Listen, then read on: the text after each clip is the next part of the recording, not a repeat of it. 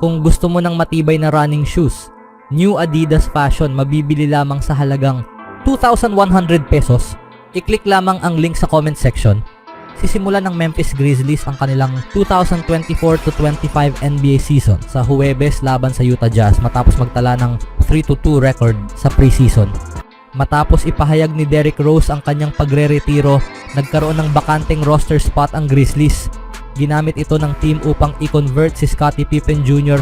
mula sa isang two-way contract patungo sa standard roster, kaya nagkaroon ng bakanteng two-way slot.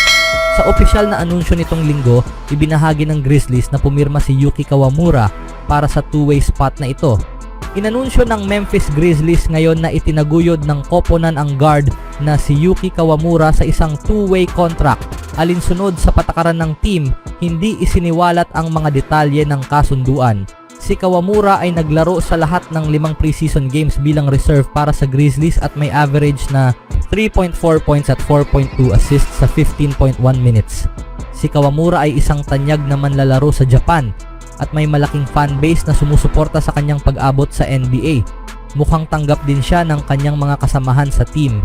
Matapos ang anunsyo ng team, nag-react si Grizzlies star Ja Morant sa balita sa pamamagitan ng isang post sa X. Ang post ni Morant ay nag-viral na umabot ng 6.3 million views. Sa kanilang anunsyo tungkol sa pagkilos na ito, nagbahagi ang Grizzlies ng karagdagang impormasyon tungkol kay Kawamura. Ayon sa Grizzlies, hindi napili sa 2023 NBA Draft.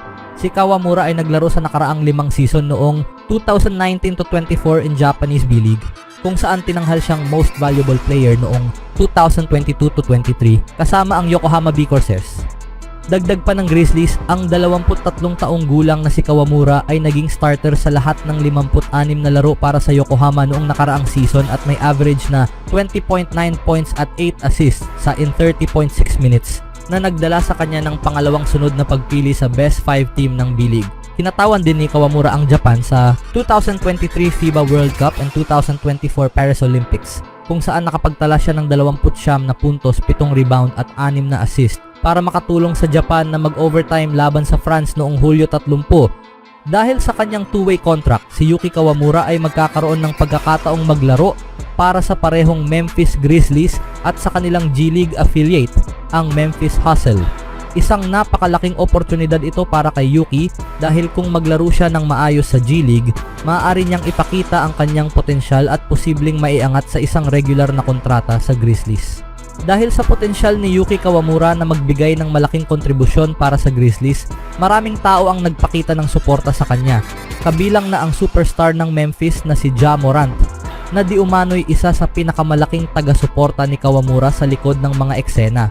Ayon kay Kelly Iko ng The Athletic, si Morant ay isa sa mga pinakamalaking taga-suporta ni Yuki sa likod ng mga eksena. Pagkatapos ng unang preseason game ng Memphis, paulit-ulit na tinanong ni Morant kung nasaan ang cameraman upang masigurong makakakuha si Kawamura ng sapat na exposure mula sa media. Bagay na nakatulong ito para makilala si Kawamura sa buong mundo kasama ang karagdagang boost na magbigay tiwala ang Memphis sa player guard. Ipinapakita nito kung gaano kalaki ang respeto at paghanga ni Morant para sa Japanese guard at ang kanyang hangarin na bigyan si Kawamura ng pagkilala na nararapat sa kanya.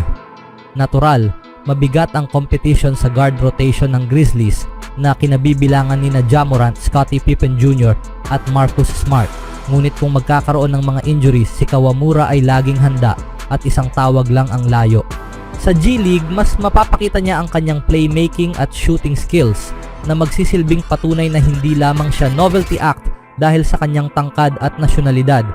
Isa siyang talentadong manlalaro na handang ipagmalaki ang kanyang mga kababayan sa kanyang mga ipinapakitang laro. Anong masasabi niyo mga kaibigan?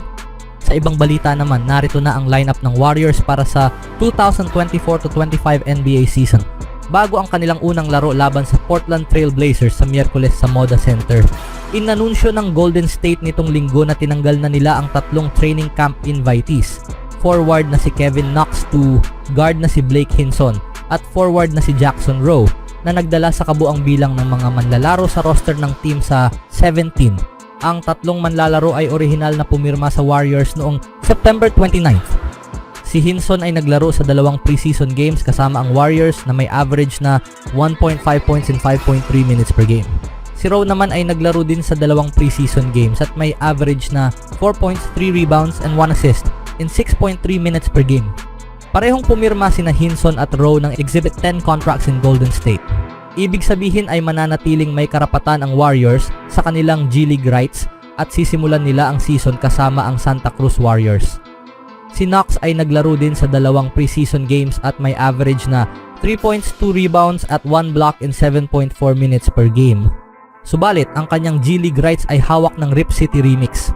Ang Warriors ay may natitirang isang open na roster spot at papasok sa regular season na may 14 na manlalaro sa standard roster, dagdag pa ang 3 manlalaro sa two-way contracts, rookie center na si Quinten Post, rookie guard na si Reese Beekman at guard na si Pat Spencer na naglaro sa 6 na laro kasama ang Golden State noong nakaraang season.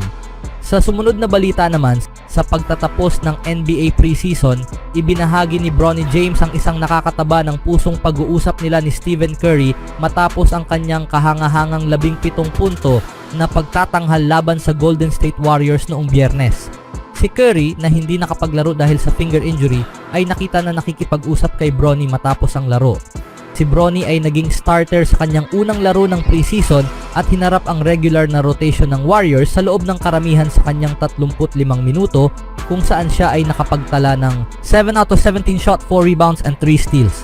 Ang performance na ito ay isang malaking pag-unlad mula sa kanyang mga naunang laro sa preseason.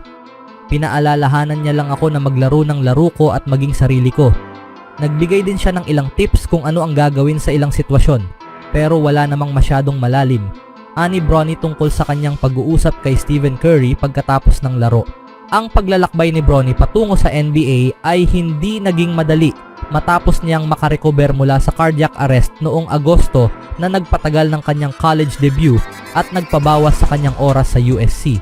Inamin din niya na hindi pa siya ganap na 100% ang kalusugan na posibleng dahilan kung bakit siya nahirapan sa kanyang laro sa unang mga buwan bilang bahagi ng Lakers. 100% healthy, gayunpaman ang pag-uusap kay Stephen Curry ay naging isang pampalakas ng loob para kay Bronny habang inaasam niyang dalhin ang momentum na ito sa regular season.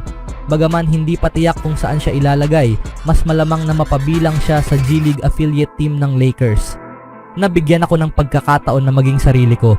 Pakiramdam ko, mas komportable ako kapag lumalabas at nilalaro ko lang ang laro ko. Masarap lang yung pakiramdam na lumabas at hindi masyadong nag-iisip. Basta naglalaro lang, ani Bronny sa mga reporters pagkatapos ng laro. Ang kanyang performance ay isang positibong pagbabago matapos siyang mag-struggle sa unang 5 preseason games kung saan hindi siya nakapagtala ng higit sa 4 na puntos at nakapag-shoot lamang ng 20% field goal. Kabilang sa mga highlight niya sa laro ay ang isang lob dunk sa fast break at ang kanyang unang 3-pointer sa preseason. Nagbigay ito sa mga tagahanga ng pagkakataong makita ang kanyang potensyal na nagpapahiwatig na kaya niyang magtagumpay sa liga. Sisimulan ng Lakers ang kanilang regular season laban sa Minnesota Timberwolves sa Miyerkules. Ano ang masasabi niyo mga kaibigan? Please do it on my own, so I gotta get through it. And the only thing I know is to love what I'm doing. Never give up, never slow, till I finally prove it. Never listen to the no's, I just wanna keep moving. Keep my head up when I act, head up, that's a fact. Never looking back, I'ma keep myself on track.